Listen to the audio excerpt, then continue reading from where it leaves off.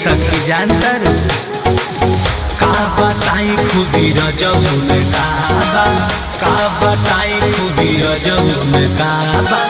खलाऊ कमज भी आवे न जाना, खलाऊ कमज भी आवे न जाना।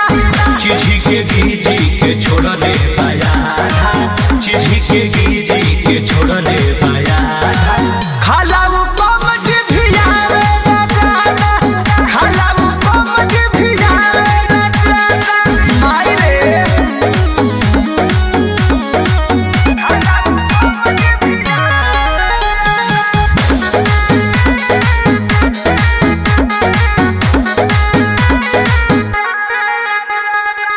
लगे जवान के शिकार कर दी आही रे माई।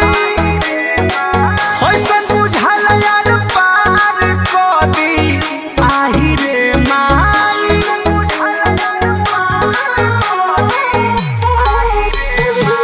लगे जवान के शिकार कर दी आही रे माई।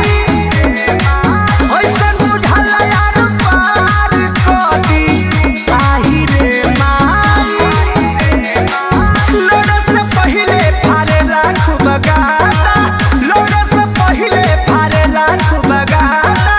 खलाऊ कमज भी आवे न जाना, खलाऊ कमज भी आवे न जाना।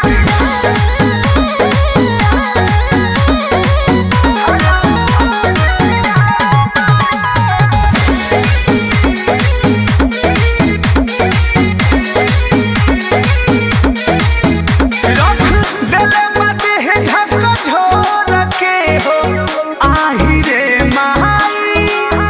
तुरले बिकिया रविंद पोर पोर के हो आही रे माई। सोनू के संग हत कोइले बाड़े।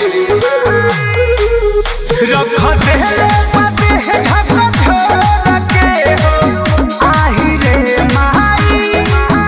तुरले बिकिया रविंद पोर पोर के हो आही रे माई। देखे में लागे परमोध सीधा साधा, देखे में लागे परमोध सीधा साधा। खलाऊ कमज भी आवे न जाना, खलाऊ कमज भी आवे न जाना। गजन कर देले चिढ़ी के गीजी के छोड़ले पाया था, चिढ़ी के